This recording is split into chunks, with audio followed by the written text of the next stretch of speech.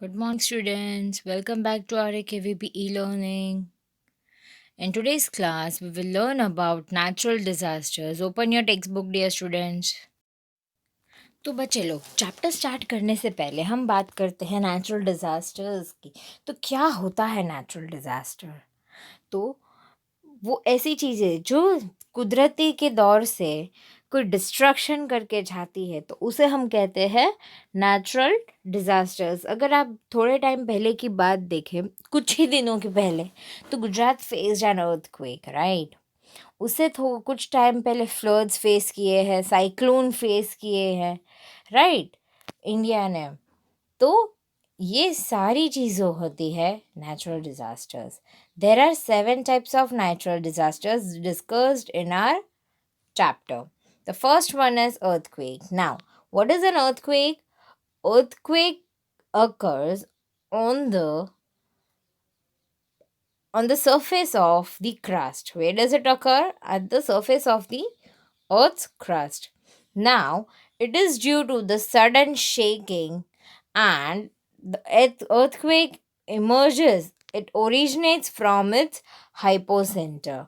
So, if you can see this picture, you can see a hypocenter given over there. And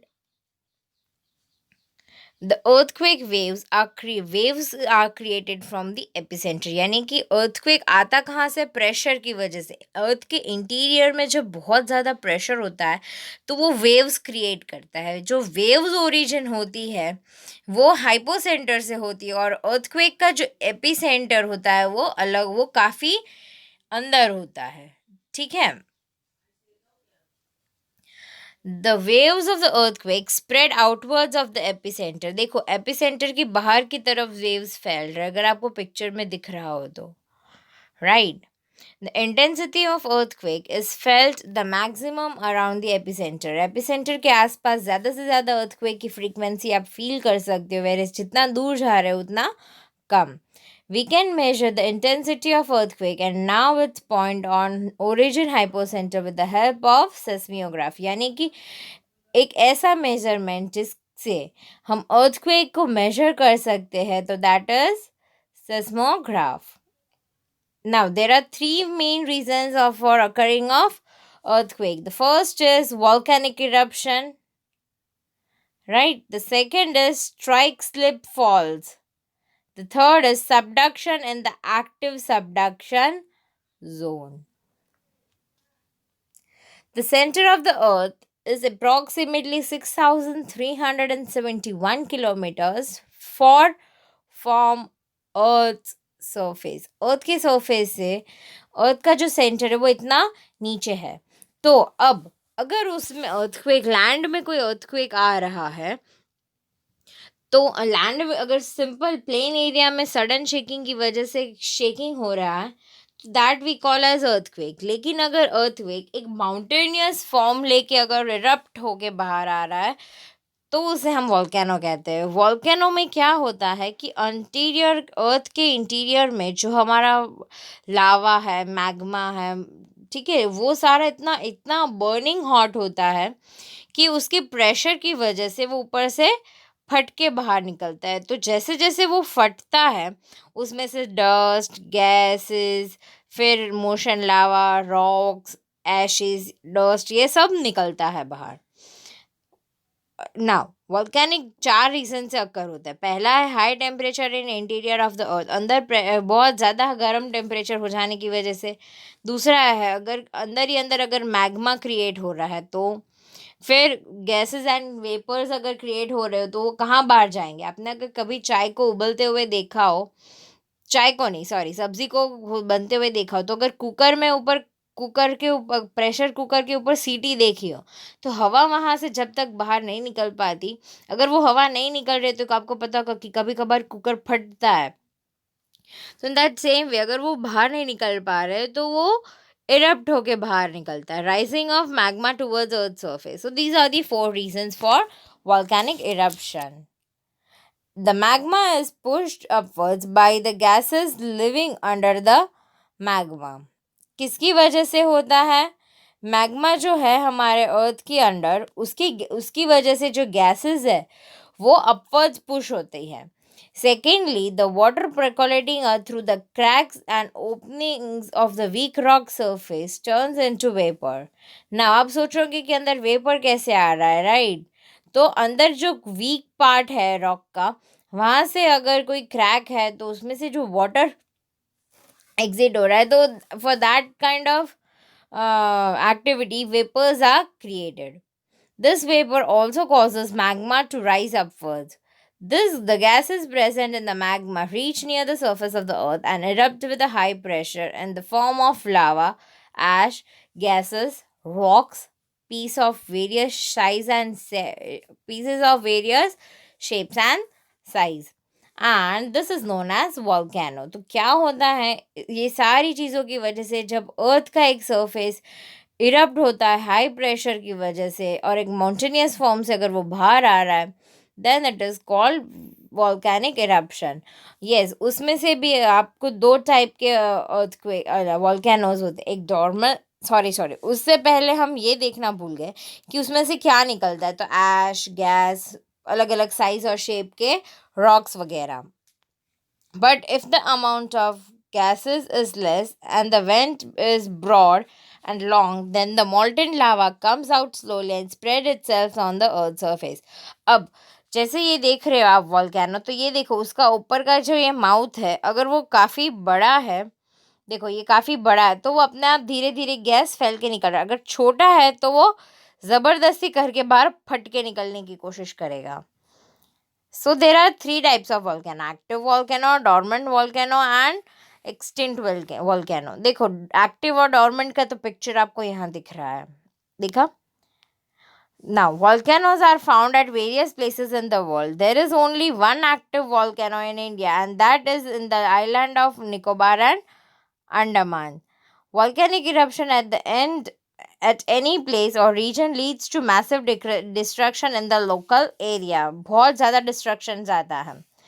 Volcano have certain benefits. कैसे benefits होते हैं? तो पहला तो land की fertility increase होती है लावा की वजह से. जहाँ पे उसकी लावा फैली हुई है वो लैंड एकदम फर्टाइल है, और जहाँ पे, और उसी वजह से वहाँ पे एग्रीकल्चर प्रोडक्शन बहुत अच्छा होता है. यहाँ की सॉइल पोटेशियम में एकदम पोटेशियम से भरपूर है, जिसके लिए फार्मर्स वहाँ पे अच्छे से अच्छी क्रॉप प्रोडक्टिविटी कर सकते हैं. देन कम्स, वहाँ से जो पानी की बूंदे बाहर आती है, शावर टाइप स्प्रिंग्स जो बाहर आती है, वो स्किन डिजीज को क्योर करने में हेल्पफुल रहती है. At the lower depth from the surface of Earth, certain minerals like mercury, tungsten, tin plating, zinc and aluminium etc. can be obtained easily due to volcano. अब अर्थ के interior में जो minerals है वो इजीली इरप्ट होके बाहर आ जाए तो वो वाले प्लेसेस पे इजीली अवेलेबल होते हैं. The lava that cools down inside the vent of extinct volcano turns into diamond with the passage of time. अब जो लावा बाहर आ चुका है और ठंडा हो जाता है तो थोड़े टाइमों के बाद वो क्या क्रिएट हो जाता है? Diamond. The small rock thrown out during volcanic eruption known as lapilli, which have been proved to be very useful as they can be moduled easily. लापी कहते हैं ना जिसको, लापिली, तो वो भी इरप्ट होता है उसमें से बाहर साथ साथ.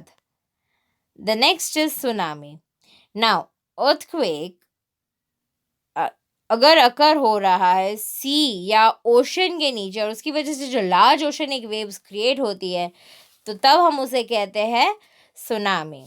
या अंडर वाटर वॉल्केनो या अंडर वाटर अर्थक्वेक अगर अकर हो रहा है तो हम उसे कहते हैं tsunami. They are very high and unimaginable. कितना होता है वो, कैसा होता है? High and unimaginable. Their length is approximately 700 to 1600 kilometers. These waves travel with a great speed and force. By the time they reach the coast, they attain great height and power, which cause a great deal of destruction in the coastal region. Coastal regions में ये ज़्यादा destruction face करने को मिलता है. It was witnessed on 11 March 2011 in Japan. Strong and whirling winds also create big and strong waves. ना यार, अब अगर तूफानी सिचुएशन है पानी में, समुंदर में या ओशन में या सी में, तो तब भी बड़ी बड़ी वेव्स क्रिएट होती है. Once the storm gets over these waves become tall and high wavelength which can travel great distance. Such waves cause a great deal of destruction in coastal regions. Hence they are known as destructive waves also. इसे दूसरा tsunami को दूसरा नाम क्या दिया गया है? Destructive waves. क्यों? क्योंकि वो बड़ी बड़ी लहरों में काफ़ी डिस्ट्रक्शंस ले जाती है. At times, rock falls, ice falls, or underwater landslides or slump can generate displacement of water to create a tsunami. Then is flood. See, the picture is given of the flood. The flow of excess water in river is called flood. अगर ज़रूरत से ज़्यादा पानी अगर river में आ जाता है तो उसे हम कहते हैं flood. Flood occurs due to two reasons. Heavy rain in the upper course of river यानी कि अगर रिवर के अपर कोर्स यानी कि जहाँ से ओरिजिनेट हो रही है वो वाले एरिया में अगर ज़्यादा रेनफॉल है तो, अथवा डैम टूट जाता है या डैम के bank. Flood occurs with in the low laying areas of the river bank. अगर डैम के पास रिवर टूट रही है तो फिर रिवर के ऊपर अगर कोई डैम है अगर वो टूट जाता है तो भी फ्लड आने की सिचुएशन अराइज होती है. See, the flood affected area are given with the because of the with the name of the river and the year that time the area had faced flood.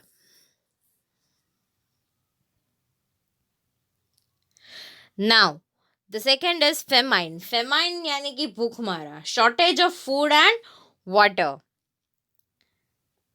Now, it is also a type of drought situation. Drought जैसा situation आ जाता है. See, scanty rainfall leads to drying up of the groundwater and shortage of food and water. This condition is known as famine. The condition of famine occurs in case of scanty rainfall or no rainfall for 2 to 3 years successively. अगर 2-3 साल के लिए लगातार अगर बारिश ना हो या कम हो और उसकी वजह से अगर ग्राउंड वाटर भी ख़त्म हो जाए, पीने का पानी ख़त्म हो जाए, फूड की भी कमी पड़ जाए, तो at that case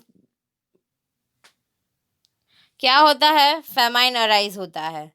possibility of famine is less if we plant more trees. अगर हम ज़्यादा से ज़्यादा ट्रीज प्लांट करेंगे तो फेमाइन जैसी सिचुएशन हमें कम फेस करनी पड़ेगी. Next is cyclone.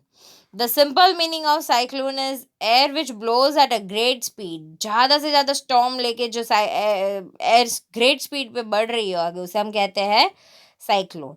It can be called a wind और अ whirlwind और storm. The coastal area of India experience cyclone every year. Now, the area which is around the coast, right, which is near to the coast, face cyclone every year. The eastern coast specially experiences it every year. The adjacent regions also feel the effect of cyclone when it is at its highest intensity. अगर cyclone बड़ी speed से ज़्यादा intensity के साथ बढ़ रहा है आगे तो ना कि सिर्फ कोस्टल एरियाज बट उसके आसपास के एरियाज भी इफेक्ट होते हैं. However, these winds affect a limited area for a limited period of time only. Then comes forest fire. See the picture of forest fire. Now, friction you already know that at times हम तो forest में पानी पाने नहीं चाहते तो at times over there branches and leaves and everything gets dried up. So if there are friction between the dry branches of the tree, it causes forest fire. And this caused a great damage to our forest resource. The next is landslide. Landsliding are a large mass of rock material, soil, etc. down the side of a mountain or a cliff is termed as landslide. Landslide क्या है? Mountainous area से या फिर कोई highland से अगर कोई ज़मीन टूटती हुई rock material soil टूटता हुआ नीचे गिर रहा है, so at that time it is said to be landslide. Two factors cause landslide: excessive rainfall for an earthquake or an earthquake. दो तरीकों में landslides हो सकती है. एक तो mountainous region में अगर earthquake जैसी situation आई है तो, या फिर दूसरा है heavy rainfall.